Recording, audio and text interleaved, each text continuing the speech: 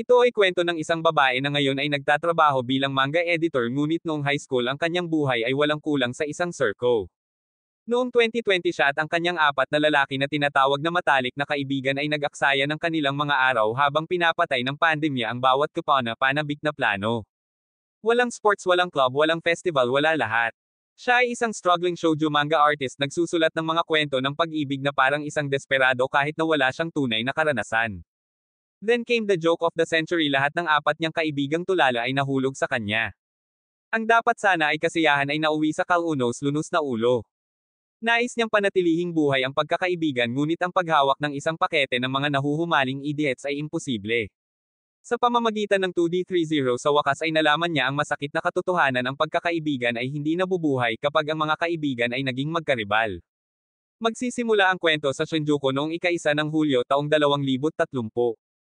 Marahan ang pagbuhos ng ulan ngunit para kay Mizuho Nishino parang ang langit mismo ang nangungutya sa kanya. Kaarawan niya ngayon ngunit sa halip na selebrasyon iniisip lang niya ang pressure mula sa kanyang amo na humihiling na pumasok siya sa serialized na manga bago matapos ang taon. Dumadaan ang mga estudyante, tumatawa ng walang pakialam at sinasaksak siya ng kanilang mga boses ng mga alaala at bigla niyang nakita ang kanyang sarili at ang kanyang mga kaibigan mula 10 taon na ang nakakaraan kumikinang sa isang kabataang hindi niya pinahahalagahan noon. Bumalik ang kwento noong ika-1 ng Hulyo taong 2020. Nagkalat ang mga guhit sa kanyang mesa at ang mga larawan ng kanyang mga kaibigan ay nasa dingding at pumasok ang kanyang ama na may dalang tanghalian. Napasigaw lamang siya nang makita siyang natutulog sa tabi ni Kazuki na nakahiga na walang sando. Nagpapanik at tumatawa ang loko pero nagmamodel lang daw.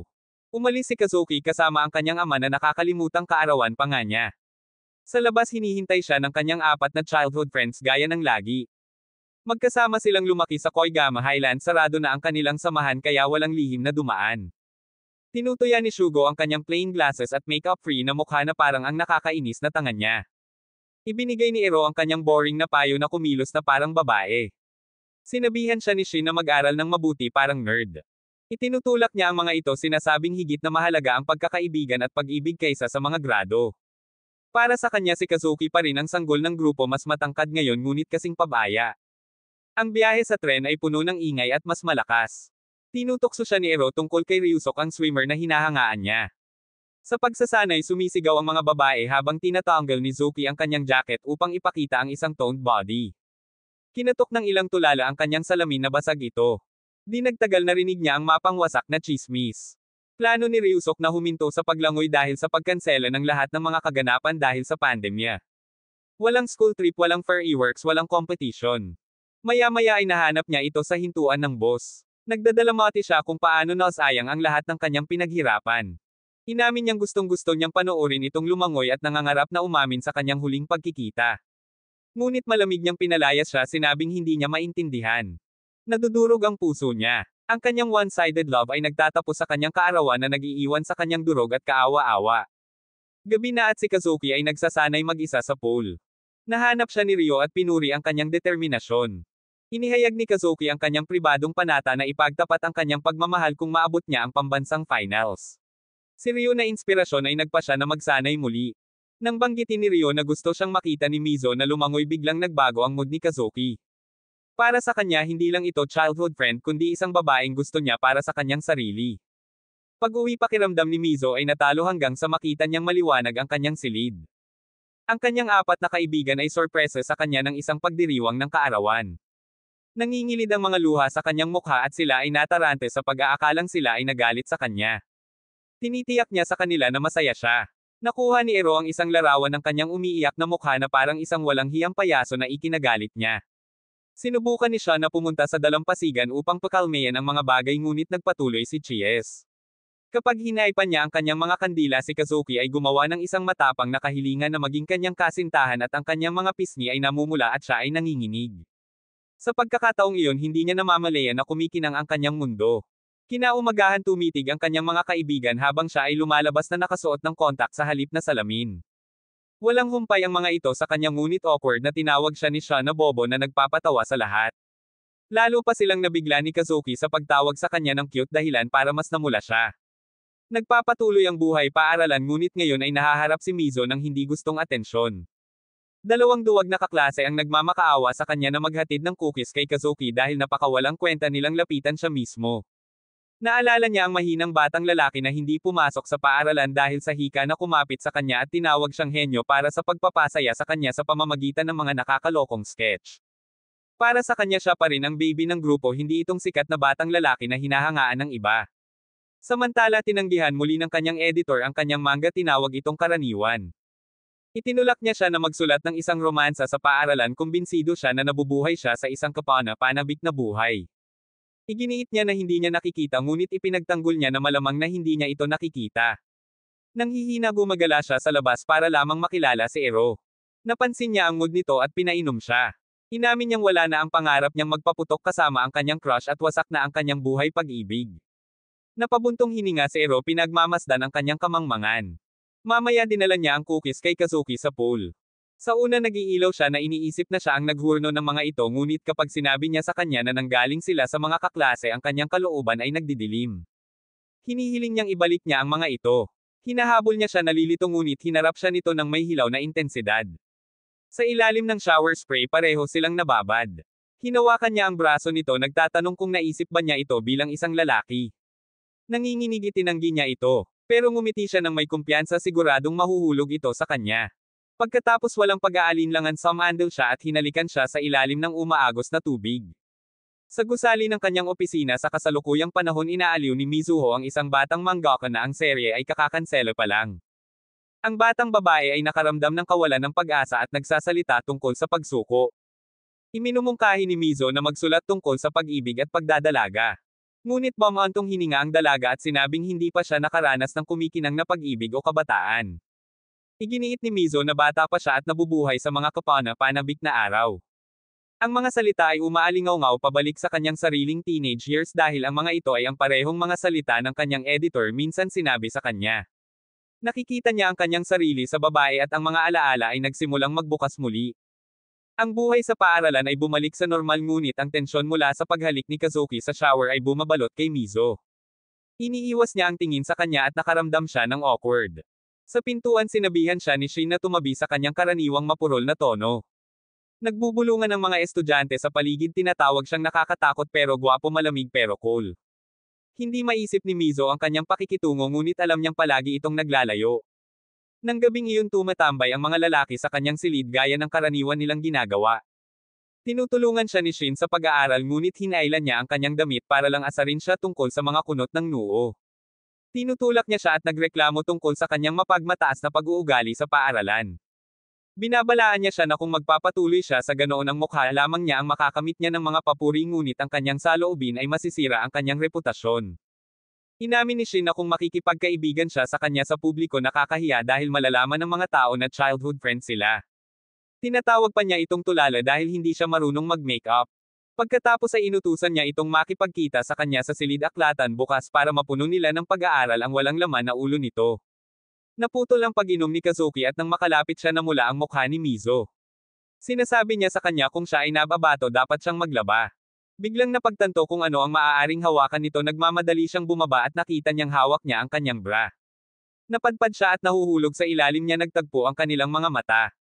Mukha siyang seryoso, determinado at tahimik na sinasabi sa kanyang titig na gusto niyang kilalanin siya nito bilang isang lalaki. Pakiramdam niya ay nasasakal siya sa awkwardness at humihingi ng espasyo.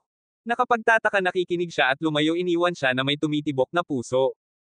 Kinabukasan may bagyo habang nagsasanay si Kazuki gaya ng dati. Nahuli ni Shin ang kanyang student council meeting at planong makipagkita kay Mizo. Dumagundong ang kulog at si Mizo ay kumikislap. Kinatatakutan siya ng tunog at tumakbo siya sa ulan, sumisigaw ng umalangaw-ngaw ang isa pang hampas. Muling bumangon ang mga malagim na alaala. Naaalala niya ang gabing iniwan siya ng kanyang ama sa pamilya ni Kazuki habang dinala niya ang kanyang ina sa ospital.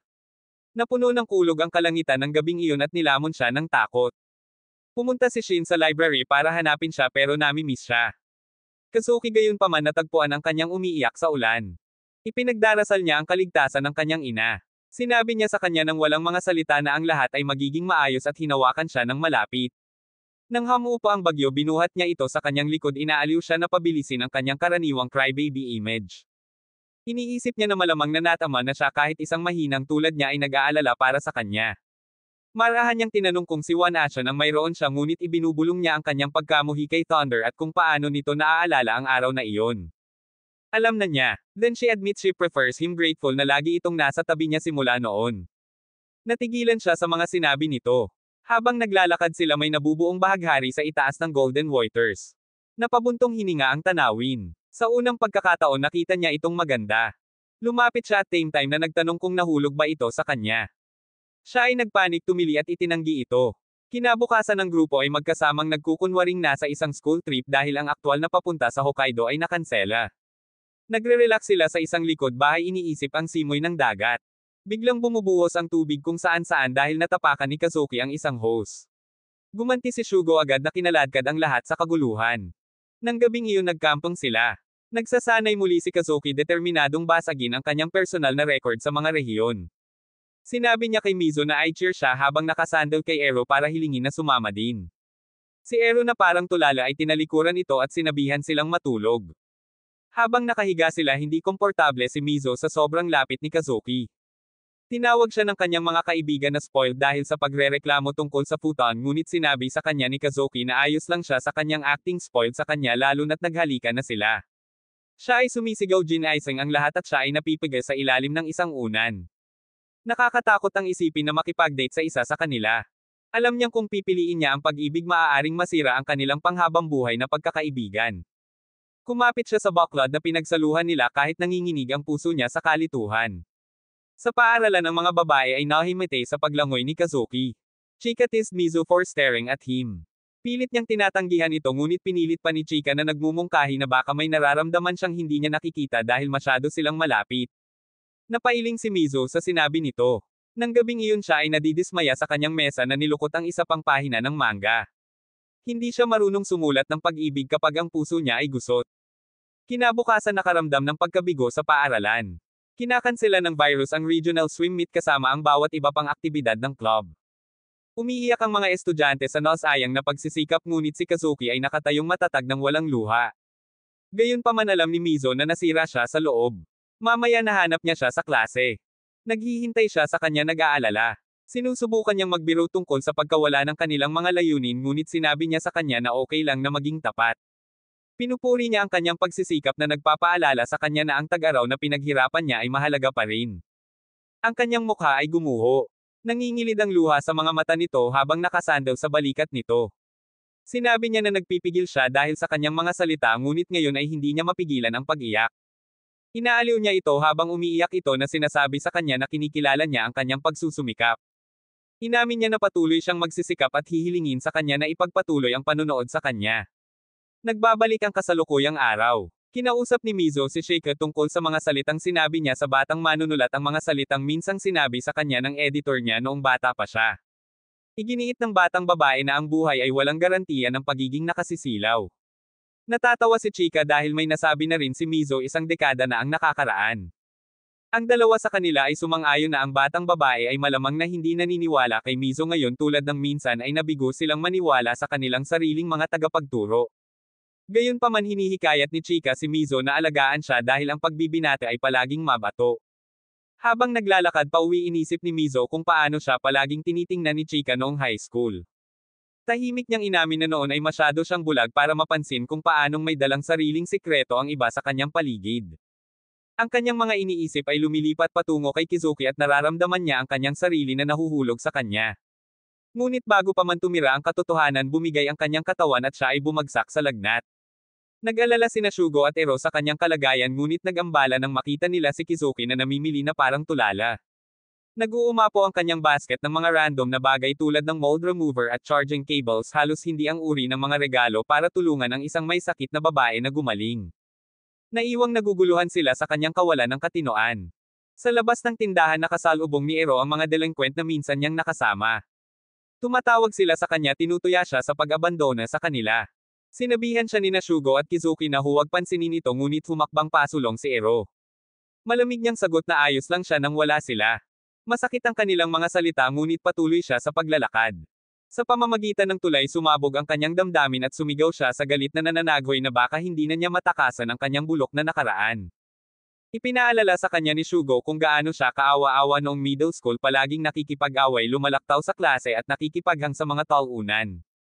Inaasar siya ng mga ito ngunit sinundan ito ng may katiyakan. Sinasabi nila sa kanya na siya ay cool ngayon at nagustuhan nila siya noon at ngayon. Sa wakas ay humiwalay si Ero, niyakap si Kizuki at sinabi sa kanya na gusto rin niya sila.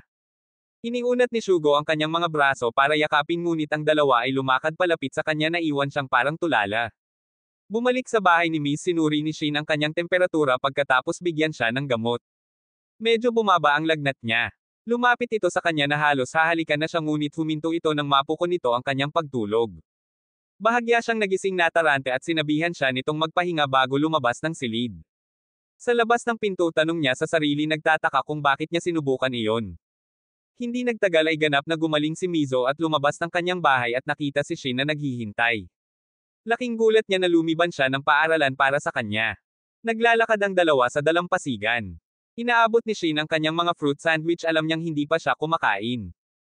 Pagkatapos ay pinagalitan siya nito dahil sa pagkagat ng mga higanti na sinasabing mukha siyang walang kabuluhan. Hindi niya ito pinansin at tumakbo upang maglaro sa tubig na nakayapak kahit nakagagaling lang ng lagnat niya. Nakikiusap siya na maglaro din siya. Biglang itinigil ni Shin ang saya at sinabi sa kanya na ang isang yakap ay kung paano napagtanto ng mga tao ang kanilang nararamdaman. Hinailan niya ito sa kanyang mga bisig, ipinapaliwanag na kung tumibok ang kanyang puso, ibig sabihin ay mahal niya ang tao. Ang sandali ay nagiging mabigat. Ang mga sigol ay kumakalat, naghahabi at nananatili ang katahimikan. Namumula ang kanyang mukha at itinulak siya nito na sinasabing hindi siya makahinga. Tinatawag niyang imposible ang pagkilos. Shin calls her stupid, tinatago ang mukha habang papalayo. She fumes thinking he is only mocking her because her love life is so pathetic and below average. Hindi niya alam na nananatiling pula ang mukha nito, hindi maitago ang nararamdaman. Sa kanyang bahay, tinutulungan ni siya na hugasan ang buhangin sa kanyang mga paa. Biglang pumasok si Kizuki at nakita sila. Tinanong niya kung ano ang ginagawa nila ngunit tinalikuran ito ni Shin ng isang simpleng dahilan bago pumasok sa loob. Marahang hinawakan ni Kizuki ang kanyang ulo, tinitingnan kung wala na ang lagnat. Namula si Mizo, naalala ang sinabi ni Shin tungkol sa heartbeats at hugs. Nalilito at nalulula, tumakbo siya palayo, nanginginig kung bakit gusot ang kanyang emosyon. Mamaya bumisita ang grupo sa aquarium. Ipinagmamalaki ni Ero ang pag-estilo kay Mizo gamit ang makeup at outfit na sinasabi sa kanya na cute siya. Nakatuon si Kizuki sa mga salitang iyon, ang selos ay kumikislap sa loob niya. Sama-sama nilang tinatamasa ang mga exhibit, hinahangaan ng buhay dagat. Kapag nag-iisa sina Mizo at Kizuki, pinasalamatan niya ito sa pag-imbite sa lahat na pasayahin siya pagkatapos na kanselahin ang kanyang swimming meet. Mabilis na lumalim ang kanyang pasasalamat habang inaamin niyang pinapabilis nito ang kanyang puso. He insists something about her feels different today. Ang bilis ng tibok ng puso niya na parabang saysabog na ito. Habang kumakain, tinutokso ni Shugo si Mizo dahil lalo siyang maganda na nagpapahiwatig na baka may plano siya mamaya. Kinukutya niya ito dahil sa takot na harapin ang sariling nararamdaman, sinasabing halata ito dahil matagal na silang magkakilala. She grows frustrated realizing even he can see what she trying to deny. Ang grupo pagkatapos ay tumungo upang makita ang mga dolphin sa mungkahi ni Kizuki. Isang malaking splash ang nagbabanta na mabasa si Mizo ngunit pinangangalagaan siya ni Kizuki. Tinutulak niya siya, iginiit na ayos lang siya ngunit ang kanilang mga mata ay nakakulong sa katahimikan. Inaamin niyang gusto niyang lumabas kung saan silang dalawa lang. Lumapot ang hangin sa pagitan nila. Sa kanilang pagbabalik, napansin ni Shugo ang kanyang guro na nakikipagtawanan sa ibang lalaki. May isang bagay tungkol dito na hindi siya mapalagay ngunit kapag nagtanong si Mizo, wala siyang sinabi at inamin lamang niya na pakiramdam niya ay nasa parehong bangka siya. Sa pagsakay sa tren, palihim na kinuha ni Kizuki ang kamay ni Mizo, tahimik itong hinawakan. Hindi ito sumasagot sa kanya noon kaya nagtanong muli ito kung sasama ba ito sa kanya, silang dalawa lang. Nanginginig si Mizo, natatakot na malaman kung sino ang tunay niyang mahal. Ngunit ang init nito ang nagpapatibok ng puso niya. Inakay niya siya palabas ng tren na iwan ang iba. Noong 2030, malapit nang makatulog si Mizo nang magising siya sa mga umuusbong na tunog ng Shinkai Stadium Fireworks Festival. Nagpadala si Ero ng isang mensahe sa kaarawan, mainit at mabait, ang uri ng bagay na tanging isang matandang kaibigan lang ang makapagbibigay. Ngunit nalaglag ang kanyang panganang ipaalala niya sa kanya ang Koigahama Fireworks Festival na magaganap sa susunod na linggo, ang isa na nagtataglay ng mahahalagang alaala para sa kanilang lahat. 10 taon na ang nakaraan, pinanood niya ang mga paputok na iyon kasama ang taong pinakagusto niya. Sumasakit ang alaala at muling nanambalik ang kanyang isipan. Sa tag-araw na iyon napansin ng mga lalaki kung paano laging sinusubukan ni Kizuki na monopolyo si Mizo. Nagtatawanan sina Shugo at Ero na alala kung paanong kahit bata pa siya ay hinahabol siya nito tinatawag siyang tuta parang enerhiya. Hindi nakikisali si Shin sa kanilang pagtawa. Naging seryoso ang kanyang mukha habang bumubulong-bulong kung ano ang posibleng maging maganda sa derp na iyon na ginagawang parang walang kwentang tanga si Mizuho. Samantala magkasamang nakaupo sina Mizo at Kizuki sa isang kafe. Siya ay namumula at nangungulit sa kanyang mga salita habang siya ay casual na nakasandal at humihigop mula sa kanyang inumin matapang na tinawag ang outing ng isang petsa. Lalong uminit ang mukha niya nang hawakan nito ang kamay niya tinitigan siya ng puppy eyes na napaka-inosente para sa kanyang katinoan. Sinabi niya sa kanya ang tungkol sa isang kompetisyon sa paglangoy na inayos ng kanyang coach isang huling pagpapadala para sa mga 3 taon. Gusto niyang naruroon siya na nagpapasaya sa kanya. Ang kanyang mga salita ay umaalingaw-ngaw ng mas malalim nang maalala niya ang isang araw noong nakalipas na mga taon. Noong panahong iyon 2 linggo siyang wala sa pagdadalamati sa pagkamatay ng kanyang ina. Gusto siyang pasayahin ni Ero ngunit umalis muna si Shin para sa kanyang mga sesyon ng pagtuturo. Sinubukan ni Shugo na hikayatin si Kizuki matapos ang kanyang pagkabigo na maging kwalipikado para sa koponan dahil sa isang atake sa hika. Determinado mas nagsanay si Kizuki kaysa dati at kalaunan ay nag-iwan ng tala na humihiling kay Mizo na puntahan siyang subukang muli. Pumunta siya at sa araw na iyon sa wakas ay nagtagumpay siya. Ang kanyang kagalakan ay nagbigay sa kanya ng lakas at nangako siyang babalik sa paaralan kinabukasan. Ang sandaling iyon ang naging binhi ng pagmamahal nito sa kanya. Iniwan ng kafe sa kasalukuyang memorya isang grupo ng mga batang babae mula sa ibang paaralan ang umpukan sa paligid ng Kizuki na sinusubukang makipag-chat sa kanya. Napagkamalan nilang girlfriend si Mizo at humingi sila ng tawad sa paghihintay nito. Mabilis na tinanggihan ni Kizuki ang pamagat at sa isang segundo ay nagtataka siya kung bakit siya umaasa ng iba pa. Ngunit pagkatapos ay ipinahayag niya na magiging kasintahan niya ito balang araw. Bumibilis ang tibok ng puso niya hindi mapakali at di matatag. Sa ibang lugar dinala ni Shin sina Shugo at Ero sa isang bookstore na ikinagulat nilang dalawa. Tinutokso siya ni Shugo sinasabing alam niya ang dahilan ng pag-aaral ni Shin ng mabuti.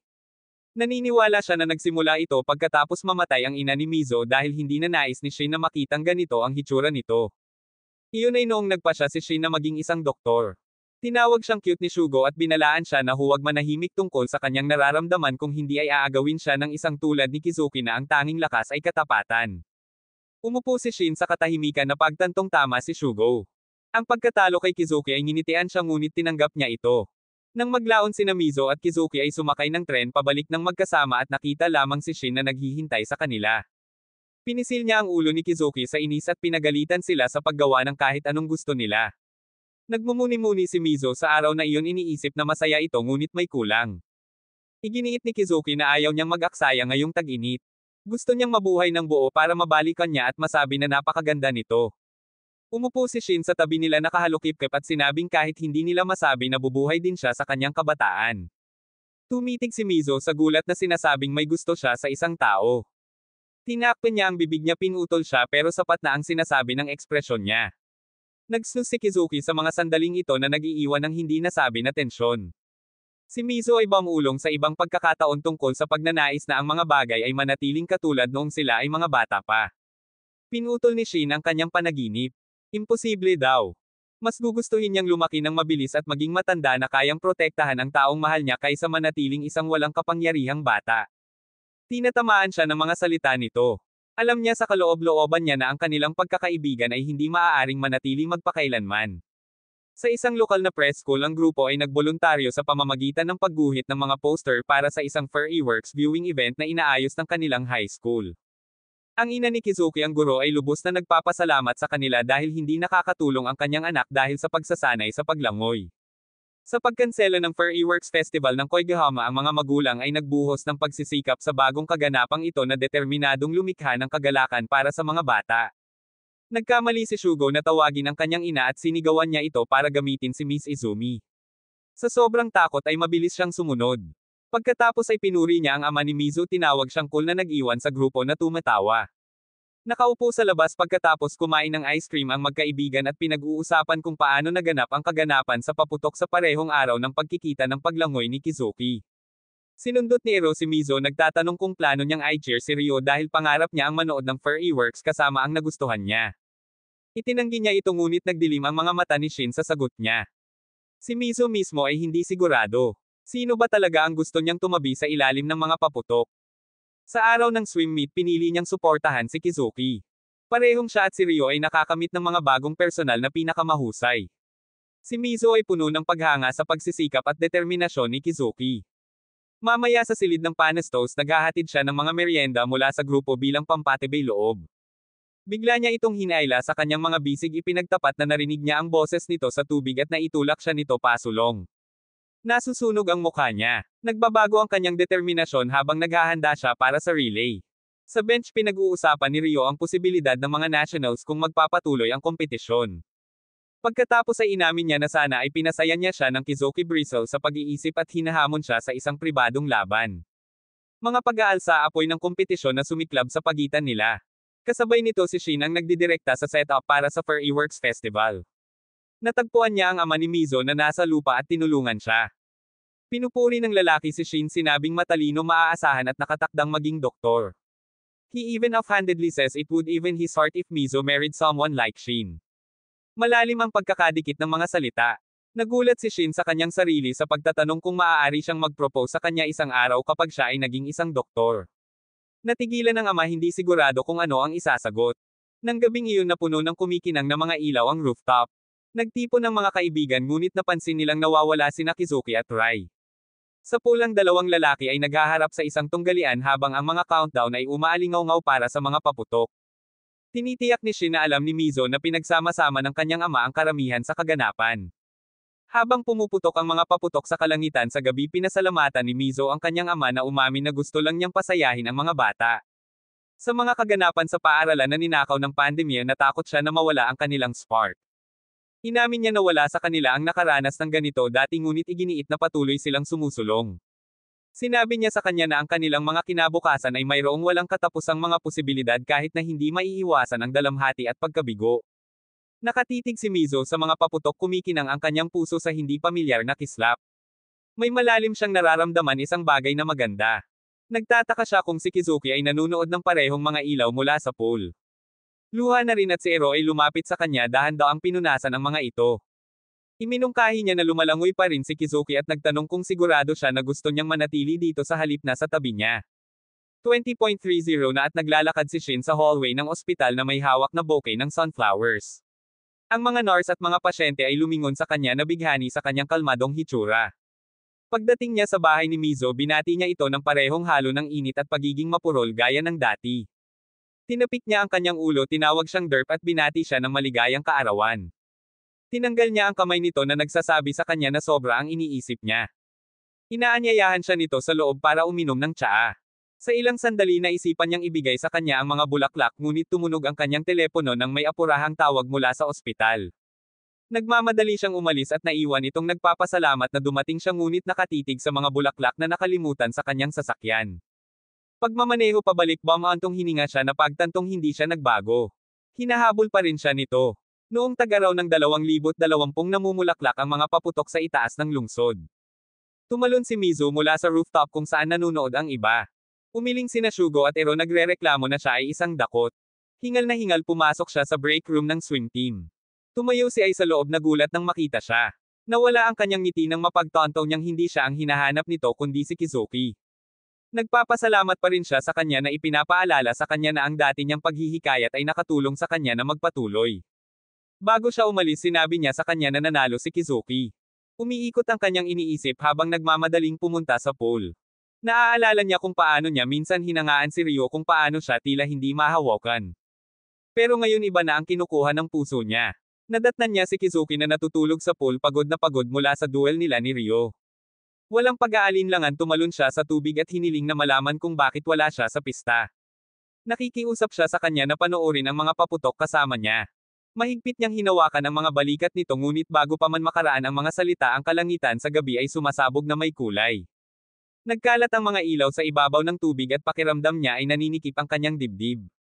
Nais niyang manatili ito sa tabi niya magpakailanman. Nagiging mapaglaro ang tahimik na sandali habang tinutokso siya nito sa paglundag na may damit pa. Itinakip niya ang isang tuwalya sa kanyang mga balikat pagkatapos ay tumawa kapag ginamit niya ito upang patuyuan siya sa halip. Umupo ng magkaharap, marahan niyang pinatuyo ang buhok nito. Hinailan niya siya palapit sa kanyang laso at tinanong kung bakit gusto niyang manood ng mga paputok kasama niya. Magkadikit ang kanilang mga mukha, halos magkadikit ang mga labi hanggang sa bumasag sa katahimikan ang boses ng kanilang kaibigan. Nasira ang spell. Nagtago sila, idiniin ni Kizuki ang isang daliri sa kanyang mga labi para manahimik siya. Ang kanilang mga kaibigan ay sumuko sa paghahanap, ngunit nakita ni Shin ang pares ng sapatos na natitira sa pasukan ng kanyang mga mata ay naningkit sa hinala.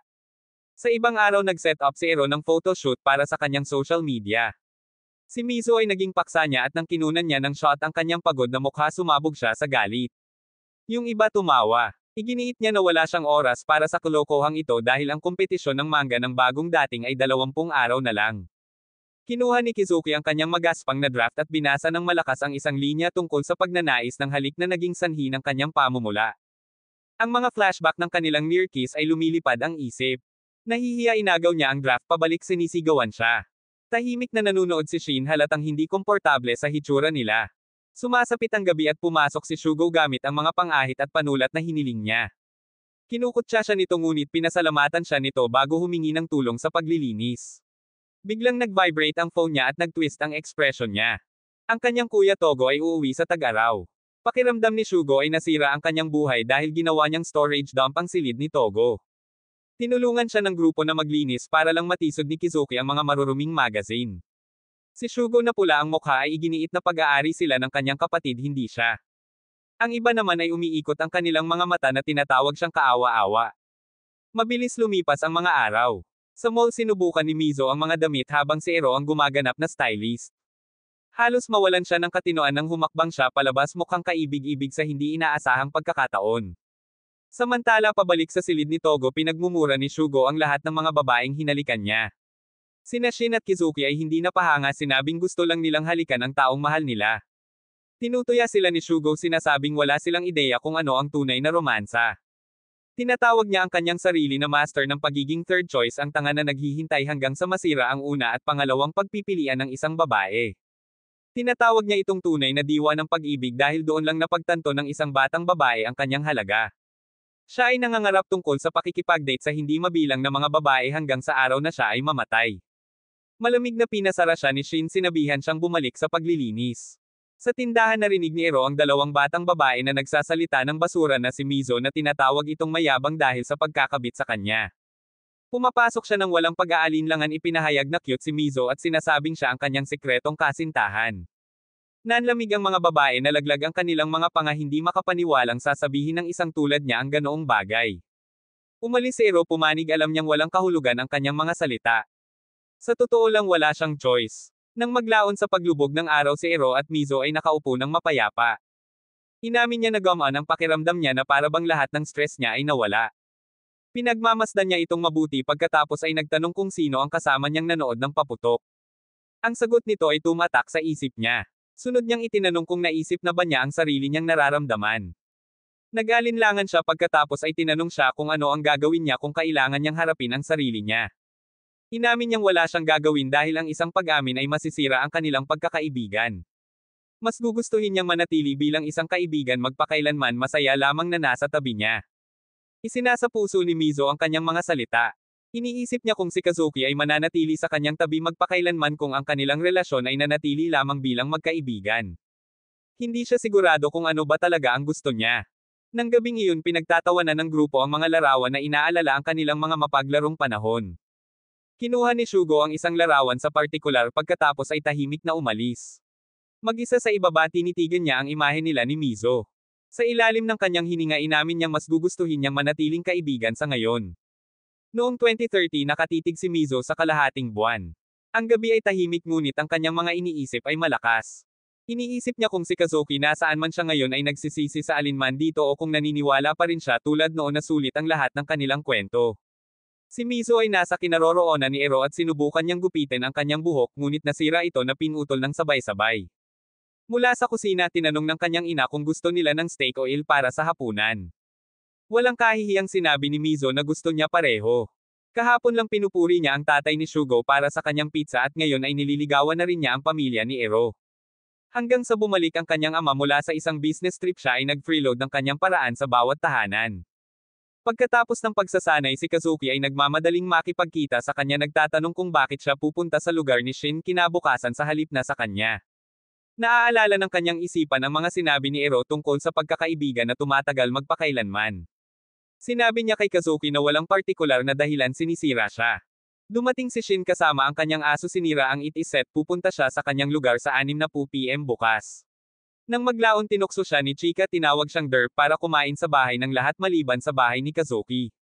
Mukhang kaoy na hinala parang iniiwasan siya nito ng kusa. Binalaan siya ni Chika na ang ibang babae ay madaling sumakay at agawin si Kazuki. Nag-alinlangan si Mizu ngunit sinabi niyang okay lang siya sa pagiging magkaibigan. Sinisikap niyang kumbansihin ang sarili na ito ay para sa pinakamahusay. Dumating ang hapunan sa bahay ni Shin at nag-space out siya nalilito sa pag-iisip. Napansin ng kanyang ina ngunit iniiwasan ni Mizo na magpaliwanag at sa halip ay humingi ng ilang segundo ng pagkain na parang nagugutom na hayop. Inalok siya ng babae ng paliga na ikinamula ni Shin. Sinabi ng maliit na kapatid na gusto niyang pakasalan siya nito. Ang kaguluhan ay walang katapusan. Kailangan pang tapusin ang takdang aralin kaya pinilit ni Mizo na umalis pagkatapos. Dumarating ang sakuna kapag ang aso ng pamilya ay bumagsak ng tubig sa kanyang kamiseta. Pinunasan siya ni Shin bumulong-bulong tungkol sa nakalilitong pangalan na ibinigay niya sa kanyang aso Shinshin. Nakangiti siya sinasabing bagay na bagay ang pangalan. Mamaya sa itaas nakita niya siya sa kanyang hoodie pag nanakaw ng kanyang mga damit. Pinagalitan siya nito ngunit hinailan niya ang hood para sa kanya sinabing hindi siya cute. Ang maaliwalas niyang mukha ay nagtataksil sa kanyang tunay na nararamdaman. Hindi siya mapakali tumakbo siya sa convenience store. Sa labas nakilala niya si Kazuki sa kanyang pag-jogging sa gabi. Tinanong ni Kazuki kung nakauwi na si Mizo. Sinadya ni Shin na pilipitin ang kutsilyo nagsisinungaling na sinabi niyang magpapalipas siya ng gabi. Ang mga alaala ay gumugulo sa kanyang ulo hinaila siya pabalik sa kanilang seremonya ng pagbubukas ng middle school. Tuwang-tuwang sumunod si Mizo sa likuran niya masaya na nasa parehong klase. Malamig niyang tinalikuran siya tinawag itong pinakamasama. Si Kazuki sa kabilang banda ay nagnanais na sana ay nasa kanyang klase. Nauwi siya sa pagbabalik kasama si Kazuki na iwan si Shin na mag-isa tahimik na nasusunog. Nakatingin sa tubig ngayon umuungol si Shin na hindi pa siya lumaki. Pagbalik niya si Mizo ay natutulog sa kanyang mesa kalahating natapos ang takdang aralin. Sinubukan niyang takpan siya ng kumot ngunit bumubulong siya sa kanyang pagtulog nagtatanong kung palagi silang magkaibigan. Masakit ang tibok ng puso niya. Kinaumagahan nasusuka siya sa kanyang pag-iyak sa labas habang nagising siya na nakasandaw sa kanyang balikat. Sinabi niya sa kanya na simula bukas ay hindi na sila magiging magkaibigan dahil natulog siya sa kanyang lugar. Tinatanong niya kung maaari pang magpatuloy ang pagkakaibigan sa ganito. Lumapit siya sinubukan niyang umamin ngunit mali niyang nabasa ang sitwasyon yumuko at humingi ng paumanhin sa madalas na pagkagambala sa kanyang pag-aaral. Tumawa siya ng mapait alam niyang hindi na naman siya naiintindihan nito. Aminado siyang hindi niya ito maayawan kahit anong pilit niya. Pagkatapos ay tumungo siya sa shower iniiwan siyang may almusal bago siya umalis. Nang maglaon binisita nila ng kanyang ama ang puntod ng kanyang ina. Pagbalik pagkatapos nakita niya ang mga lalaki na nakasuot ng yukata na ibinigay ng ina ni Shin. Magkasama silang naglalakad sa tabi ng nagniningning na tubig. Inayos niya ang mahinang pagkakatali ng sintas ni Kazuki para lamang umamin ito na hinahayaan niya itong magulo kaya lagi niya itong ayusin. Inamin niyang gusto niya ang mga mata nito sa kanya mag-isa. Namumula ang pisngi niya. Sinaksihan ni Shin at ng iba pa ang sandaling iyon ng tahimik. Nagsalita muli si Kazuki sinabing nalaman niya kung bakit siya pumunta sa kanya noong gabi ng paputok at kung bakit siya umiiwas sa kanyang bahay. Sinasabi niya sa kanya na nahulog siya sa kanya. Namumula siya tinatanggihan ito ngunit hindi maitago ang kanyang nararamdaman. Bago lumalim ang sandali ang iba ay pumutol sa mga biro. Ginagawa nilang masaya ang gabi nagbabahagi ng mga nakakalokong sikreto. Inamin ni Mizo ang yukata na suot niya ay pagmamay-ari ng kanyang ina. Mamaya sa puntod ng kanyang ina mahina itong nagsasalita. Sinasabi niya sa kanyang ina ang tungkol sa bawat lalaki. Si Shin ay malamig at patuloy na nag-aaral sa kanya. Pinuna ni Ero ang kanyang mga pagpipilian sa fashion. Sumakay si Shugo at tumatawa kahit nag-aalala. Gumagalaw si Kazuki sa sarili niyang mabagal na tulay na walang katapusang pagkabigo sa kanya. Gayunpaman aminado siyang bawat araw ay puno ng saya. Nagpapasalamat siya sa mga ito dahil palagi silang kasama niya. Sabay-sabay na tugon ng bawat lalaki. Si Kizuki gayunpaman ay naghulog ng isang bomba. May mahal daw siya. Ang iba ay samandal naghihintay sa kanya na magtapat na ito ay si Mizo. Ngunit bago lumabas ang mga salita tumalon si Mizo sumisigaw tungkol sa pagnanais ng ice cream. Tumakbo siya papunta sa tindahan, iniligtas ang sarili na marinig ang alam na niya. Sinabuyan ni Shugo ng tubig si Kizuki pagkatapos tumatawa at sinabihan siyang huwag masyadong magseryoso. Biglang inamin ni Ero na umamin siya kay Mizo noong middle school. Yung iba natigilan na gulat. Sa tindahan hindi mapigilan ni Mizo na isipin ang mga salitang iyon mula kay Kizuki. Nagbabayad siya para lang malaman na nakalimutan niya ang kanyang wallet. Lumakas ang kahihiyan ngunit dumating ang swerte nang si Tugo ang nakatatandang kapatid ni Shugo ay sumulpot sa kanyang likuran. Binabayaran niya ito ng walang pag-aalinlangan na nakangiti habang sinasabi sa kanya na siya ay naging isang cutie. Sa 2D30 nakilala ni Mizo ang kanyang lumang editor si Mr. Yamamoto. Kahit na ngayon ay nagtatrabaho na sila sa iisang kumpanya, halos hindi sila mag-cross ang landas dahil magkaiba sila ng departamento. Napansin niya ang problemadong hitsura nito at nagtanong kung ano ang mali. Ipinaliwanag niya ang tungkol sa batang manga artist sa ilalim ng kanyang pangangalaga na ang kamakailang trabaho ay nakansela. Pinapanatag niya ito na nagpapaalala sa kanya na siya ay matapang at mapagpasyahan kahit na bilang isang batang babae. Ang kanyang mga salita ay tumama sa kanya at naramdaman niya ang determinasyon na gumalaw. Nagpasya siyang hindi siya susuko. Patuloy niyang susuportahan ang young artist dahil hanggang Euro tatak pangalakalti hindi sumusuko ang dalaga, buhay pa rin ang kanyang pagkakataon. Magkasama nagbabahagi sila ng isang sandali ng nostalgia, sumasang-ayon na ang kabataan ay nakasisilaw. Inamin ni Mizo na sa wakas ay naunawaan na niya kung gaano kasigla ang kanyang kabataan noong tag-araw ng 2020. Binuhusan ni Ero ng tubig sina Shugo at Kizuki sa halip na sabihin sa kanila ang sinabi ni Mizo pagkatapos niyang aminin ang kanyang nararamdaman sa kanya noong middle school. Tinatanggal niya ito bilang nakaraan. Si Tugo ang nakatatandang kapatid na lalaki ni Shugo ay pumasok sa larawan at tinukso si Mizo dahil nakikipag-usap pa rin siya sa mga lalaki na tinawag siyang bata. Halos hindi niya ito makilala ngunit pagkatapos ay inamin niyang naging cute siya. Ang biglaang tanong nito tungkol sa kung may crush ba siya ay naguguluhan sa kanya. Dumiretso ang isip niya kay Kizuki. Napangiti si Tugo at ipinaalala sa kanya na noong bata pa siya ay sinusundan niya ito kahit na sinasabing gusto niya ito. Nag-aapoy siya sa kahihiyan sa alaala. Lumapit siya, tinutokso pa siya, hinihingi niyang malaman kung bakit parang naguguluhan ang mukha nito. Bilang una niyang crush, gusto niya ng mga sagot. Bago lumala ang tensyon, pumasok si Shugo at hinayla si Mizo palayo na tinawag si Tugo na walang iba kundi ang kanyang childhood crush. Nagkibit balikat si Togo, sinabihan ang kanyang nakababatang kapatid na huminahon. Sa kanilang paglalakad pabalik ng magkasama, muling sinubukan ni Togo na lumapit kay Mizo. Para lang tumalon si Shugo sa pangalawang pagkakataon, nakipag-snap at tinawag siyang pervert. Shugo pagkatapos ay drift sa pagkabata alaala. Naalala niya ang mga panahong magkasama silang lahat na naglalaro. Naalala niya kung paano inagaw ni Mizo ang kanyang salamin at nagbibiro. Sa mga sandaling iyon ay minsan niya itong hiniling na pakasalan siya. Binatukan niya ito kaagad, hindi nagsabi ng paraan. Nang tanungin niya kung sino ang pakakasalan niya, itinuro niya ang Togo. Pinagtawanan ito ni Togo, sinabing hindi siya mahilig sa mga bata ngunit iisipin niya ito kapag lumaki na siya. Ang alaalang iyon ay sumasakit pa rin kay Shugo na nagpapakita kung paano laging may talino si Togo sa kanyang isipan. Mamaya sa lunch break, si Shugo ay nagtagal sa music room kung saan tumutugtog ng piano ang kanyang guro. Pagkatapos niyang matapos, nakita niyang may kasama siyang lalaki sa istasyon noong tag-araw. Tahimik niyang tinatanong kung boyfriend niya iyon. Pinipigilan niya ito, sinasabi sa kanya na hindi lahat ay kasing komplikado ng iniisip niya. Tinatawag niya ang kanyang sarili na isang matanda at isang guro na walang interes sa kanya. Tinanggap niya ang pagtanggi ng mahinahon na nasanay na sa hindi nasusukli na pag-ibig. Para sa kanya parang natural lang ang paghabol sa mga taong hindi siya pinipili.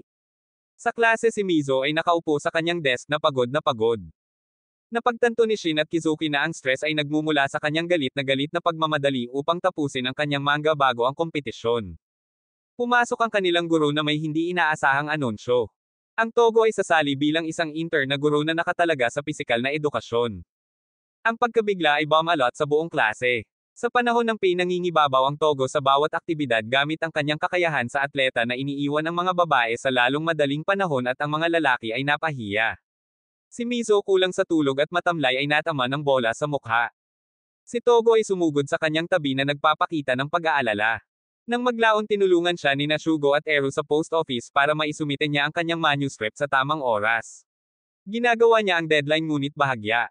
Samantala sa faculty room, sulok ng Togo si Shine, casual siyang tinutokso. Nandyan si Shin para mag-abot ng proposal ng student council.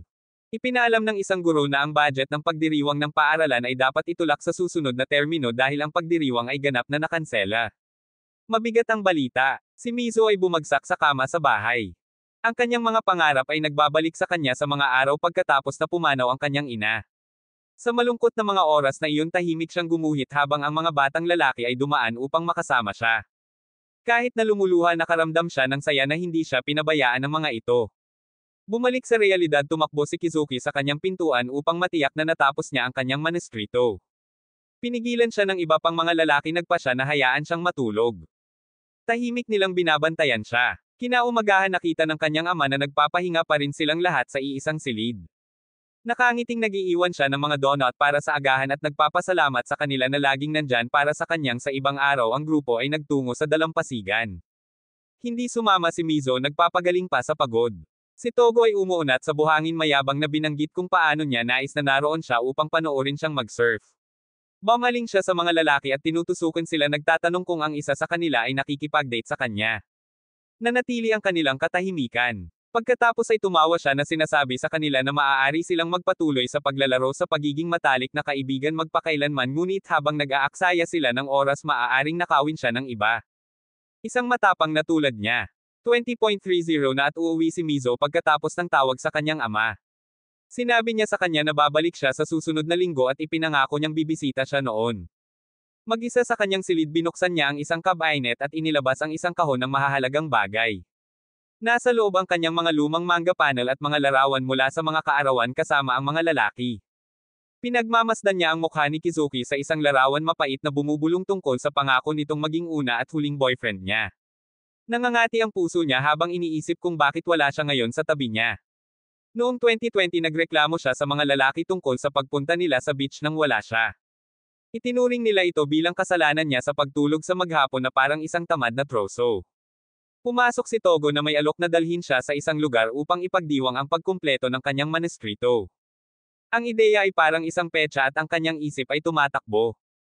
Hindi makasali si Kizuki dahil sa mga aktibidad sa club. Natigil si Shin sa isang student council meeting may photoshoot si Ero at walang pakialam si Shugo. Nang walang ibang available tinanggap niya. Kinabukasan sumakay siya sa kotse ni Togo at nakita niya si Shugo na nakaupo sa loob. Nawalan siya ng balanse. Nang aasar si Togo sinabing inaasahan niyang mag-isa siya ngunit casual na ipinaliwanag ni Shugo na sinabihan siya ng mga lalaki na sumama. Ginugugol nila ang araw sa pamamasyal pagbisita sa iba't ibang atraksyon. Sa tuwing susubukan ni Togo na ligawan si Mizo hinaharangan siya ni Shugo na sinisira ang kanyang mga galaw. Pinipigilan pa niya itong magpunas ng pagkain sa magulo nitong mukha. Ang araw ay parang isang labanan ng mga pagkagambala sa paghawak ni Shugo sa kanyang kinatatayuan. Sa aquarium nakaramdam ng inis si Mizo na pinapanood ang lahat ng mga batang babae na nakatitig kay Togo at Shugo. Masyadong nakakakuha ng atensyon ang presensya nila. Sa buong bayan natapos ni Shin ang kanyang club meeting na nabigitan ng mga reklamo ng mga estudyanteng galit na galit sa pagkansela ng school festival. Nanghihinayang siya sa hindi pagkumbinsi sa mga guro na panatilihin itong buhay. Samantala nag-pose si Ero para sa kanyang shoot hanggang sa makita niya si Tuya isang figure mula sa kanyang nakaraan. Minsang nailigtas siya ni Tuya nang habulin siya ng mga pulis. Sinabi niya kay Ero noon na huminto sa krimen at bumalik sa kanyang mga kaibigan noong bata pa. Nagulat si Ero nang makita siya ngayon sa isang propesyonal na setting. Sa tinatawag na petsa tinanong ni Togo si Shugo kung pakiramdam niya ay naiwan siya dahil hiniling lamang sa kanya ng iba na bantayan si Mizo upang pigilan si Togo na kumilos. Ang sinasabi ng Togo ay nangangahulugan na walang nakakakita kay Shugo bilang isang karibal. Nagkibit-balikat si Shugo inulit na kaibigan lang niya si Mizo. Lumayo si Mizo para bumili ng mga panghimagas ngunit muntik siyang mabangga ng isang mabilis na bisikleta. Mabilis siyang iniligtas ni Shugo lumuhad para itali ang kanyang mga sintas ng sapatos. Umalangaw-ngaw sa kanyang isipan ang mga naunang sinabi ng kanyang kapatid. Sa biyahe pabalik nahulog mula sa kanyang bag ang isang keychain na binili niya sa aquarium. Kinuha ito ni Shugo at sinabihan siyang ibigay ito kay Kizuki. Siya ay natigilan nagtataka kung paano niya nalaman na sana ay kasama niya si Kizuki. Pero sinabi na ni Shugo kanina he can see right through her. Mapaglaro niyang hinawakan ang salamin nito sinasabing hindi pa rin niya nakikita. Hindi ito tungkol sa salamin. Ito ay tungkol sa kanya na laging napapansin ang mga bagay na hindi niya napagtanto tungkol sa kanyang sarili. Namula siya sa mga sinabi nito. Nahihiya inutusan niya si Togo na ihinto ang sasakyan at lumipat sa front seat. Napangiti si Togo na pansin ang pagbabago sa pagitan nila. Sa paaralan sa susunod na araw ang mga kapatid na lalaki ay nagtatalo at ang kanilang guro na si Shureishi ay nakaramdam ng komento sa kanilang magkapatid na tunggalian. Iginiit ni Shugo na hindi sila magkatulad. Ngunit tahasan siyang tinawag ng guro, sinabing itinatago niya ang kanyang nararamdaman dahil sa takot. Binabalaan niya siya na pagsisisihan niya ito bilang isang may sapat na gulang kung patuloy niyang ibaon ang kanyang damdamin. Ang mga salita ay tumama sa kanya ng malalim at hindi niya ito matitinag sa kanyang pag-uwi. Mamaya nakilala niya si Mizo sa istasyon ng tren. Inamin niya na hindi niya maibigay ang keychain kay Kizuki dahil wala siyang lakas ng loob. Malumanay na iminungkahi ni Shugo na ibigay niya ito sa kanya. Ngunit pagdating ng tren umiling siya. Hindi niya kaya. Napabuntong hininga si Shugo at binalaan siya na huwag magsisi sa huli. Ang kanyang mga salita ay nagtulak sa kanya sa pagkilos. Nagmamadaling bumalik si Mizo sa paaralan, tumitibok ang puso at nahanap si Kizuki, itinago ang keychain sa likod ng tuwalya. Sa wakas ay inihandog niya ito sa kanya bilang regalo mula sa kanyang paglalakbay kasama sina Togo at Shugo. Bago pa siya makapagpaliwanag ng buo ay niyakap na siya nito ng mahigpit. Dumating si Shugo sa pintuan, tahimik na pinapanood ang eksena. Hindi masira ang kanyang mukha. Masyado na siyang sanay sa unrequited love. Hinawakan siya ni Kizuki na may nagbabagang mga mata, sinasabi ang isang bagay na pinakakinatatakutan niya ay ang mawala siya sa ibang lalaki. Mariin niyang idineklara na siya ang una at huling boyfriend nito. Matagal na siyang nakatitig sa kanya, ni minsan ay hindi lumilingon, ni minsan ay hindi nag-aalinlangan. Ang tindi ng kanyang mga salita ay bumabasag sa kanyang pag-aalinlangan. Mabilis ang tibok ng puso niya. Tumalikod si Shugo, mabigat ang kanyang dibdib ngunit ayaw niyang pagsisihan ito. Ang unrequited love ay papel na nakasanayan na niya at alam niyang ito ang lugar niya ngayon. Dumating si Mizo ng huli sa hapunan sa lugar ng Shugo. Umupo siya at namangha sa hindi kapani-pani walang pagkalat ng pagkain. Ipinagmamalaki ni Shugo ang mga pinggan at pinupuri siya nito na parabang siya ang punong chef ng kanyang sariling restaurant. Hindi niya akalain na balang araw ay huminto siya sa universidad upang ituloy ang pagluluto. Pagkatapos ay ipinakita niya sa kanya ang mensahe ng kaarawan na natanggap niya mula kay Ero, nalaman na nasa London siya ngayon. Bawat isa sa kanila ay hinahabol ang kanilang sariling landas, inilalagay ang lahat sa paghubog ng kanilang kinabukasan. Iniisip niya kung kailan sila muling magtitipon. Nag-flashback sa kanyang isipan ang kanilang high school days nang wala ni isa sa kanila ang umaatre sa isang hamon. Noong 2020 ang kinansela na pagdiriwang ng paaralan ay nagdulot ng pagkabigo sa mga mag-aaral. Ang konseho ay inatas ang maglinis at si Shin ay lumapit kay Mizo habang nag-aayos ng mga kahon para sa manga club. Kinuha niya ang isa sa kanyang mga card na iginuhit ng kamay na ikinagulat niya dahil kinukutya niya ang kanyang mahiwagang babae na kinahuhumalingan. Inamin niya na hindi niya ito nakuha ngunit itinatago niya ang card dahil nakita niyang cute ito. Shabim sa memorya, minamarkahan ang sandali bilang isa sa tandaan. Habang nagte-tape siya ng mga kahon, inayos ni Shin ang kanyang buhok na kasandal. For a second it feel like something more, pero sinisira niya ito sa pagsasabing may tape siya na nakadikit sa buhok niya. Gayunpaman nakangiti si Mizo, sinasabi sa kanya na dapat nilang tandaan ang sandaling ito noong 18 ng Setyembre, 3 ng Mayo taong 20 PM sa mismong silid-aralan. Gusto niyang itago niya ang card bilang patunay na nagbahagi sila sa araw na ito. Nais niyang magkaroon ng higit pang mga alaala na tulad nito. Mga alaalang ipapakita na magkasama silang nabuhay sa kanilang kabataan sa Ohay. Sa silid ng faculty, sinabi ni Togo ang kanyang sariling kahilingan kay Principal Okuno. Gusto niyang magkaroon ng festival ang mga estudyante pagkatapos ng lahat. Ipinaalala niya sa kanya na ang paaralan ay hindi lamang para sa pag-aaral kundi isang lugar din para gumawa ng mga alaala na hindi mapapalitan. Ang isang taon ay maliit para sa mga matatanda ngunit ang lahat sa mga mag-aaral. Natawa ang principal sa kanyang mga bastos na salita ngunit seryoso itong tinuturing. Nang maglaon si Shin mismo ang lumapit sa kanya sa mga bulwagan na humihiling na muling isaalang-alang ang pagdiriwang. Ang kanyang mga salita ay taos-puso, puno ng pagkaapurahan. Kung walang mga alaala, ang mananatili lamang ay mga pagsubok at aral. Idinagdag ni Mizo ang kanyang sariling boses na nagsasabing gusto niya ng kasiyahan at gusto niyang ipakita ang kanyang sining sa iba. Chika pipes up din, sinabing kahit ang kanyang paboritong idol ay nagkansela ng mga konsyerto kaya ang pagdiriwang na ito ay mayroon lamang siya. Ang 3 taon ay nagsumamo para sa kanilang huling kaganapan na magkasama. Sa wakas ay pumayag ang punong guro ngunit pinaikli ang pagdiriwang mula sa 2 araw hanggang 1 at nililimitahan ito sa mga mag-aaral lamang. Ang kanilang tagumpay ay mapait ngunit ito ay isang pista pa rin. Naghiyawan ng mga estudyante, nagpapasalamat kay Shin sa pag-secure nito. Habang nagsisimula ang paghahanda, tahimik na lumapit sa kanya ang vice-presidente ni Shin na si Akiyama.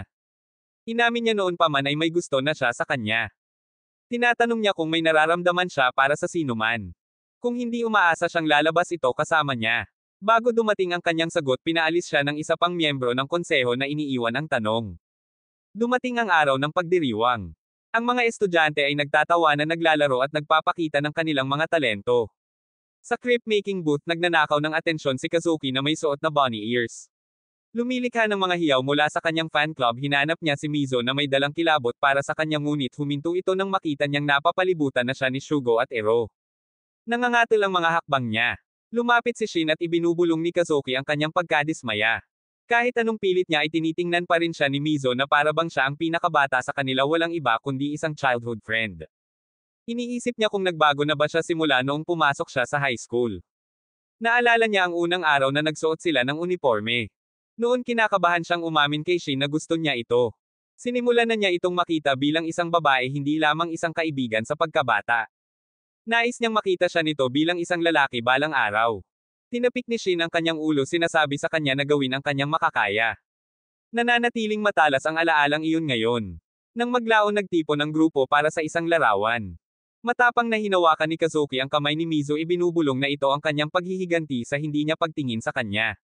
Nagklik ang kamera, kinukunan ang kanilang mga kamay sa kuha. Bumibilis ang tibok ng puso ni Mizo sa kanyang katapangan.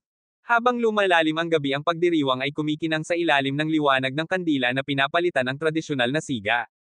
Kumalat ang malambot na liwanag sa buong campus. Bago siya lapitan ni Shin, kinuha muna siya ni Kazuki, hinihiling na sindihan niya ang kanyang kandila. Magkasama silang nakaupo sa liwanag at tinanong niya ito ng malinaw kung ibabalik niya ang kanyang nararamdaman. Aminado siyang masakit isipin siya, pero ayos lang sa kanya kung mananatiling unrequited ang pagmamahal niya sa ngayon. Ang kanyang mga salita ay tumama sa kanyang dibdib, mapait ngunit malakas. Samantala, hinanap ni Akiyama si Shin. Hinihintay niya ang sagot nito. Humingi siya ng paumanhin, tinatanggihan siya ng malumanay. Inamin niyang matagal na siyang may mahal na iba. Nagulat siya sa mga titig nito, ngunit mabilis niyang tinanggap. Alam niyang sakit lang ang hatid ng unrequited love, hindi kaligayahan. Ang kanyang pag-alis ay nag-iwan kay Shin na tahimik at mabigat ang loob. Si Ero nakatayo sa malapit ay kumukuha ng litrato sa likod ni Shin. Siya ay nagbibiro na ito ay isang kahihiyan dahil si Akiyama ay itinuturing na diyosa ng Ohai. Kinukutya niya si Shin, tinatawag siyang boring gloomy president na laging nakakulong ang mukha sa pagsimangot. Masakit ang kanyang mga salita, ngunit walang sinabi si Shin. Pagkatapos ay kinu-frame ni Ero sina Mizo at Kazuki sa kanyang mga daliri, ngumingiti na ang walang katapusang pag-ibig ay walang katapusang sakit. Naniniwala siyang tama si Akiyama. Sa pagmamasid mula sa malayo, naalala ni Shin ang oras na pinalabas ni Kazuki si Mizo habang bitbit nito ang kanyang birthday cake. Tinakpan niya ang tenga niya noon, ayaw niyang marinig. Iniisip niya kung bakit siya nagulat dahil siya ang nagsabi kay Kazuki na puntahan ito. Ngunit sa kaibuturan niya, alam niyang galit siya rito. Ayaw niyang manatiling ganito ang mga bagay, ngunit hindi niya mababago kung ano ang kumikilos na. Sa kasalukuyan, nakikipagkita si Mizo sa batang mangaka na kanyang tinuturuan. Sinalakay ng dalaga ang panukala ng bagong serye tungkol sa pag-ibig at kabataan, ngunit inamin niyang hindi siya madaling gumuhit ng mga ganitong tema. Nagtataka siya kung si Mizo mismo ay nakaranas na ng tunay na kabataan. Mula sa kanyang pananaw, si Mizo ay nasa high school noong panahon ng epidemya, isang panahon kung kailan kinansela ang mga festival, kaganapan at kompetisyon. Para sa kanya, ang henerasyong iyon ay parang wala lang. Matibay na tumugon si Mizo na kahit nahubaran ang lahat, ang kanyang kabataan noong 2020 ay masigla pa rin gaya ng iba. Maaaring tawagin ng mga tao na kaawa-awa ang kanilang henerasyon, ngunit nagtiis sila at sumulong. Iginiit niya na ang dalaga ay nakaranas na rin ng kabataan kahit na hindi niya ito napagtanto.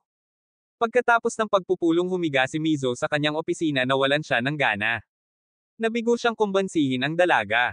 Naalala niya noong minsang tinawag siya ni Kazuki na isang henyo at tumulo ang mga luha niya habang hinihiling na narito siya ngayon upang panasan ang mga ito. Noong 2020, naghahanda ang grupo para sa isang camping trip. Ang ama ni Shugo at Togo ay nag-impake ng isang cooler na puno ng mga sangkap sa kotse. Sa mga cabin, si Shin ay naghanap ng mauupuan, ngunit mabilis na inangkin ni Kazuki ang pwesto sa tabi ni Mizo, ngumingiti na parang nanalo lang sa isang labanan. Tinukso ni Eru si Shin, sinabihan siyang umakyat o maiwan. Tinitigan ni Togo ang mga cabin, nasa sabik na kunin ang isang silid para sa kanyang sarili, ngunit kinaladkad siya ni Shugo at Shin, ayaw siyang pabayaan na mag-hog ng isang lugar.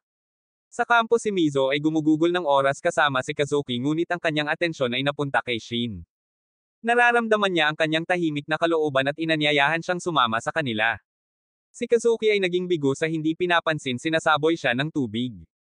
Nakatayo siya ngayon na nakasuot ng manipis na puting kamisete na hihiya. Ang ibang mga camping ay gumagala upang mangisda kaya mabilis siyang binalot ni Kazuki sa kanyang kamisete at hinawakan ang kanyang mga damit. Napansin ni Ero pagbalik nila at itinuro ito kay Shin. Tinutusok niya ito nagtatanong kung bakit ipinarace ni Shin si Mizo kay Kazuki upang mangisda sa halip na siya ang piliin para sa kanyang sarili. Walang sinabi si Shin pero sumikip ang mukha niya. Maya-maya pinakuha ni Ero si Mizo ng mga kumot at sumunod naman si Shin. Sa storage room halos mahulog ang isang basket sa kanyang ulo ngunit hinaila siya ni Shin sa tamang oras. Naglapit ang kanilang mga mukha at tinanong niya kung ayos lang siya. Mabigat sa pakiramdam ang sandaling iyon halos kilalang kilala hanggang sa isang lokal ang hamarang upang tingnan ang mga ito. Nawawala ang tensyon. Nang gabing iyon sabay na kumakain ang grupo. Pinuri ni Mizo ang luto ni Shugo sinabi sa kanya na maaari niyang kunin ang restaurant ng kanyang ama. Kinawian siya ni Shugo sinabing gusto niyang pumasok sa universidad magtrabaho at mamuhay ng walang anumang hilig. Hindi tulad niya o Kazuki wala siyang nasusunog na panaginip.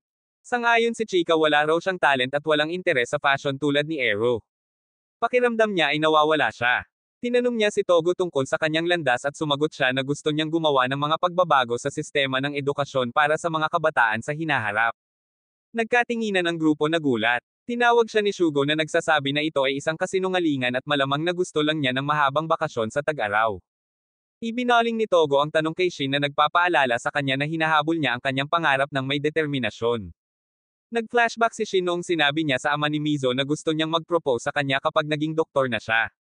Diretso siyang tinanong ni Mizo kung ano ang gusto niyang gawin ngunit bago siya makasagot ay hamarang si Shugo na humantong sa isang mapaglarong scuffle na nagpapatawa sa lahat. Sa oras ng shower nakikipagbuno si Kazuki sa kanyang nararamdaman. Tinanong niya si Shin kung gusto niya si Mizo ngunit mali ang pagkarinig ni Shin sa kanya kaya umatras si Kazuki na sinasabing shampoo lang ang hiniling niya. Maya-maya nakita ng mga boys si Chika na gumagala. Ipinaliwanag niya na hinahanap niya si Mizo na nagsabing nawala niya ang kanyang telepono at umalis mahigit 30 minuto ang nakalipas. Tumataas ang pag-aalala. Agad na nagboluntaryo si Shin na maghanap ibinigay ang kanyang mga gamit kay Kazuki upang iligpit. Habang hinahawakan ang mga gamit ni Shin aksidenteng nalaglag ni Kazuki ang art card ni Mizo ang may markang 523 PM September 18, 2020. Kasama ko si Mizo o. Nanlaki ang mata niya. Sumagi sa kanya ang mga alaala mga sandali mula sa kanilang pagkabata na gusto niyang makasama ito para lang mapanood si Shin na lumalayo. Lalong lumaki ang pait habang nagtataka siya kung bakit sinabihan siya ni Shin na gawin ang lahat ng kanyang makakaya kung si Shin mismo ay may nararamdaman din sa kanya. Bumuhos ang ulan. Nakita ni Shin si Mizo na nagtatago. Sa sandaling marinig niya ang boses nito nakita niya ang kanyang telepono. Nananatili silang natigil sa bagyo na nakakulong sa ilalim ng kanyang cardigan. Sinusubukan niyang ibalik ito ngunit pinipigilan niya itong dalawa. Tinatanong niya kung ano ang gusto niyang gawin sa kanyang buhay. Nakangiti siya sinasabing ang pangarap niya ay ang patuloy na magsaya kasama silang lahat habang buhay. Kahit nasa hustong gulang na siya umaasa siyang walang magbabago. Seryosong nakatingin sa kanya si Shin. Sinasabi niya sa kanya na imposible iyon. Darating ang pagtatapos bawat isa ay lalakad sa isang hiwalay na landas at ang kanilang buto ay hindi magtatagal tulad ng ngayon. Ipinaalala niya sa kanya ang tungkol kay Kazuki tungkol sa kung paano hindi hahayaan ng katotohanan na manatili silang mga bata magpakailanman. Kinagabihan bumalik si Mizo sa kanyang cabin at biglang nakatanggap ng tawag mula kay Kazuki. Apurado ang boses nito habang sinasabing gusto niya itong makita kaagad. Bago pa siya makapagproseso ay may kumatok sa kanyang pintuan. Inaasahan niya si Tezuki. Pero si Shin yun. Hawak niya ang kanyang telepono humihingi ng tawad kay Kazuki sa pamamagitan nito pagkatapos ay humakbang pasulong. Walang pag-aalinlangan sumandal siya at ninakaw ang halik na matagal na niyang pinipigilan. Si Mizo ay lumubog sa kadiliman matapos mabigang kumbansihin ang batang mangaka na magpatuloy sa pagguhit. Ang pag-aalinlangan ng dalaga ay tumama sa kanya ng mas mahirap kaysa sa inaasahan. Sa kanyang puso gusto niyang marinig na tinatawag siya ni Kazuki na isang henyo para sa kaiginhawahan ng kanyang kamay na pinupunasan ang kanyang mga luha. That memory makes her ache. Biglang tumunog ang kanyang telepono sa isang tawag mula sa hindi kilalang numero. Sa kabilang dulo ay si Ero nagsasalita mula sa isang layover sa Hong Kong. Tinanong niya kung libre siya dahil babalik siya sa Japan mamayang gabi. Nanlaki ang mga mata ni Mizo nang madiin ang labi ni Shin sa labi niya. Nagyayelo ang mundo. Kapag naghiwalay sila minarkahan ni Shin ang sandali sa pamamagitan ng pagturo ng petsa at oras na sinasabi sa kanya na huwag kalimutang magkasama sila ngayon. Namumula siya nagtatanong kung ano ang ginagawa niya ngunit sinabi lang niya na gusto niya ng mga alaala kasama siya at hinding-hindi siya hihingi ng tawad. Napailing siya kinuha niya ang kanyang telepono at pumasok sa loob. Habang lumiliko si Shin at nakita si Kazuki na nakatayo doon tinitigin siya ni Shin sa mata at ipinahayag na hindi na siya magpapatalo. Hindi na rin siya muling magpapasaya sa kanya. Ang umaga ay walang kapayapaan. Sa isa pang araw ng paaralan dumating ang mga lalaki upang ihatid si Mizo sa paaralan ngunit wala na siya. Simula ng halik na iyon naging estranghero na sa kanya ang pagtulog. Nalilito siya hindi maintindihan ang intensyon ni Shin. Sa ngayon pinili niyang iwasan siya at si Kazuki. Kasabay nito ang Togo ay tumatanggap ng mga regalo sa pamamaalam mula sa mga mag-aaral dahil ang kanyang internship ay nagtatapos. Ang grupo ay kumukuha ng pera mula sa ama ni Mizo para makabili ng tamang regalo. Si Shin lang ang malayang mamili at nauna na siyang lumabas. Si Kazuki ay bumagsak sa pagkadismaya hindi nagawang laktawan ang pagsasanay sa paglangoy upang sumali. Hindi mapakali ang kanyang puso. Ang Togo bago mula sa surfing ay napansin si Mizo na nakaupo na may masamang mukha. She is staring at her phone reading a text from Shin that says she should not start hide from him so early in the morning. Togo sneaks up at nagtanong kung ano ang problema sa kanya. Pilit niyang tinatanggal ito ngunit niyaya siya nitong tumambay. Sumang-ayon siya sinusundan siya ng atubili. Patuloy na dumarating ang mga text ni Shin na nagtuturo sa kanya na panatilihing libre ang kanyang hapon para bukas. Tinutuya ni Togo ang kanyang mga iniisip ginagaya ang kanyang karaniwang mga linya tungkol sa pag-ibig na nakakalito pagiging mas ligtas ng pagkakaibigan at hindi para sa kanya ang pag-iibigan. Napabuntong hininga siya na pagtantong binabasa siya nito na parang isang bukas na libro. Nagiging seryoso ang Togo. Sinabi niya sa kanya na minsan ay namuhay siya sa parehong paraan. Back in his high school years minahal niya ang isang babae na naging crush ng best friend niya.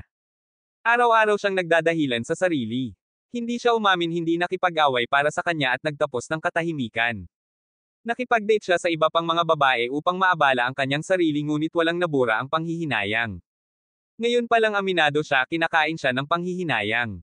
Binalaan niya si Mizo na makinig sa kanyang puso bago siya gumawa ng parehong pagkakamali. Upang gamaan ang mood gumawa siya ng isang maayos na pagbaril sa basketball hoop at sinabi sa kanya na maaari siyang palaging bumalik sa kanyang unang crush kung magkamali. Tinawag niya itong mapangarapin at tumatawa ngunit nagbabago ang kanyang puso. Sa kauna-unahang pagkakataon nakaramdam siya ng determinasyon na harapin ng direkta ang kanyang nararamdaman. Samantala sa pagsasanay walang awa na tinutokso ni Shugo si Kizuki. Siya blurts out na si Mizo ay off kasama si Shin na naging sanhi ng Kizuki upang yumuko patayo. Ito ay isang biro ngunit sapat na ito upang kumulo ang dugo ni Kizuki. Ngumisi si Shugo binabalaan siya na kung magseryoso si Shin baka tanggayan niya si Mizo. Hinawakan ni Kizuki ang kanyang halik naramdaman na niya na ang kanyang health bar ay pumalo sa zero tulad ng isang nakakalungkot na taluna na natigil sa isang laro sa ibabaw ng screen. Sa mall magkasamang namimili sina Shin at Mizo ng regalo ni Togo. Ang elevator ay nagsisiksikan sa mga taong dinidiin siya laban sa kanya. Ang kanyang isip ay binabaha ng mga alaala ng kanilang halikan na nagpaparamdam sa hangin sa sobrang init. Ipinaalala niya sa kanyang sarili na narito lamang siya para sa regalo ngunit ipinagkanulo siya ng kanyang puso. Sa loob ng isang tindahan nalilito ang mga babae sa hitsura ni Shin. Nagbubulungan sila tungkol sa kanyang pagiging cool na sinasabing siya ay palaging hindi maabot. Hindi siya tumanggap ng mga tsokolate hindi nag-entertain ng anumang pagtatapat palaging nagtatago sa likod ng dahilan ng pag-aaral. Nagtayo siya ng isang reputasyon ng malamig na kawalang interes. Nagtataka si Mizo kung bakit ang isang batang lalaki na hindi pinansin ang romansa sa loob ng mahabang panahon ay biglang lumingon dito ngayon. Naaabala siya ng nakadisplay na kurbata. Lumapit si Shin humawak sa balikat niya at sinabing maganda ito. Halos manghina ang kanyang mga tuhod sa katapangan. Ang bawat maliit na galaw mula sa kanya ay nararamdamang kalkulado na ginagawang mawalan siya ng balanse. Sinabi niya sa kanyang sarili na huwag mahulog sa gayong mga taktika ngunit ang kanyang puso ay tumitibok pa rin. Patuloy silang nagbabrowse at nang hindi niya inaasahan yumoko ito na parang hahalikan siyang muli. Sa halip kumagat siya sa kanyang merienda ngumingiti habang ang mga babae sa paligid ay bumubulusok na ang kanyang kasintahan ay dapat ang pinakamaswerteng. Si Mizo ay naging maliwanag na pula pinagalitan siya sa kanyang isip. Alam ng idiot na ito kung paano siya itapon. Maya-maya nanunood sila ng mag-asawa na nakasuot ng wedding outfit para sa isang photoshoot. Nanlambot ang mga mata ni Shin habang ini-imagine niya si Mizo na naka-wedding dress na kangiti at tinatawag ang pangalan niya. Napansin ni Mizo ang kanyang tingin ngunit hindi niya mabasa ang kanyang iniisip. Itinatago niya ang mga ito sa kanyang sarili. Pagsapit ng gabi isinakay siya nito sa isang cable car. Nagniningning ang langit sa paglubog ng araw habang dahan-daang umaakyat ang sasakyan. Namayani ang katahimikan sa pagitan nila. Sinusubukan niyang magsalita ngunit hindi ito sumasagot sa una nalilito sa pag-iisip. Sa wakas inamin niya na wala siyang interes sa mismong biyahe. Gusto lang niyang makasama siya ng mas matagal. Ipinangako niyang hindi niya ito pinaglalaroan na tumitibok ng malakas ang puso niya dahil nandito ito sa tabi niya. Bahagyang umuga ang sasakyan at nahulog siya sa kanyang mga bisig. Magkadikit ang kanilang mga ulo at ibinubulong niya na sana ay hindi na matapos ang araw na ito. Pagbaba ng sasakyan tumingin siya pabalik sa kanya malinaw na nakasulat sa mukha niya ang desisyon. Nakatakda na ang kanyang puso sa pakikipag-date sa kanya. Natigilan si Mizo na pagtanto na ang batang akala niya ay laging malayo ay hindi naman malayo. Ang katotohanan ay mas malupit. Hindi niya ito kilala noong una. Naglalaro ng baseball si Mizuho sa palaruan ng high school. Tinawag ni Kizuki ang kanyang pangalan nagmamadaling lumapit sa kanya na may dalang bote ng tubig iniisip na siya ay nauuhaw. Mula sa kabilang panig lumapit si Shin pinagalitan siya dahil sa napakaliit na suot nito sa nagyayelong panahon at marahang inilagay ang kanyang jacket sa kanyang mga balikat. Tinulungan siya ni Kizuki na uminom iginiit na makakasama siya ng bento sa tanghalian. Mabilis na pinutol ni Shin na sinasabing gagawa siya ng takdang aralin kasama niya pagkatapos ng klase. Napabuntong hininga si Mizuho sa kanilang pag-aaway ng bata ngunit si Kizuki na inis ay idinagdag na gagawin din niya ang paglilinis sa kanya. Masiglang sagot ni Shin na sabay nilang panoorin si Shenshin. Sinubukan ni Kizuki ang isang bagay ngunit muling hamarang si Shin at lumaki ang kanilang pagtatalo. Frustrated hiniling ni Kizuki na malaman kung ano ang problema ni Shin at bumawi si Shin na maaari niyang itanong ang parehong bagay. Si Mizuho Hyuro na ngayon naiinis ay sumimangot sa kanilang dalawa upang ihinto ang paggawa ng mga desisyon para sa kanya. Maya-maya umupo siya kasama si Chika sa hagdan ng school. Pinagmamasdan ni Chika ang kanyang pagod na ekspresyon at mga biro na para siyang 10 taong gulang sa magdamag nag-aalok sa kanya ng collagen drink. Dahil sa pagod bamulong si Mizuho na hindi na niya ito kaya at gusto na lang umuwi at ilibing ang sarili sa manga. Chika laughs find it amusing that the usually cold-hearted Shin is acting so different. Para sa kanya malinaw na binago siya ng pag-ibig ngunit si Mizuho, bigo ay iginiit na hindi ito nakakatawa. Nang aasar pa si Chika sinabi sa kanya na dapat ay tinatamasan niya ang atensyon sa halip na magreklamo at idinagdag na ang isang taong walang tunay na romantikong karanasan ay walang karapatang ituloy ang shoujo manga ang salitang sting na tumatama sa isang masakit na lugar. Pagkatapos parang may naaalalang mahalagang bagay biglang naalala ni Mizuho na ang pinakabagong issue ng Monthly Haruka ay inilabas na. Nangangahulugan iyon na ang resulta ng kompetisyon ng manga ng bagong dating ay sa wakas ay lumabas na. Hinanap ng mga lalaki si Mizuho pagkatapos ng klase ngunit wala na siya saan man. Nakatanggap si Ero ng mensahe mula kay Chika kasama ang kanyang lokasyon at tumakbong mag-isa. Habang nasa daan lumilipad ang isip niya sa madilim na panahon. Naaalala niya ang kanyang mga delinkwenteng araw ang mga pambubugbog ang pakiramdam ng hindi pag-aari. Itinuring siyang parang basura ng mga lalaking nakasama niya hindi siya itinuring na isa sa kanila. Naalala niya ang gabing nakita siya ni Mizuho na bogbog at bali sa dati nilang tagpuan. Sa desperasyon hinawakan niya ang kamay niya at hiniling na lumabas kasama niya. Sa oras na iyon kinasusuklaman niya ang kanyang sarili. Naisip niya kung tatanggapin niya ito maaari siyang magbago. Malumanay siyang tumanggi at sinabing hindi siya tunay na mahal niya ng romantiko. Nangako pa rin siyang mananatili sa tabi niya. Sinabi niya sa kanya na siya ay kabilang sa kanila. Ang sandaling iyon ang nagligtas sa kanya. Natagpuan niya siya sa parehong lumang parke ngayon nakaupo sa pagkatalo. Siya ay gumuho sa kanyang mga resulta ng kompetisyon. Sinubukan niya mula elementarya ngunit hindi pa rin siya makapagdebo. Para siyang manloloko. Siguro ay dapat na siyang tumigil sa paghabol sa manga pangarap at sa halip ay mag-aral para sa mga pagsusulit sa pasukan. Hindi maaaring hayaan ni Ero na lumubog siya ng mas malalim. Hinailan niya ito palapit pinatahimik ang kanyang mga pagdududa.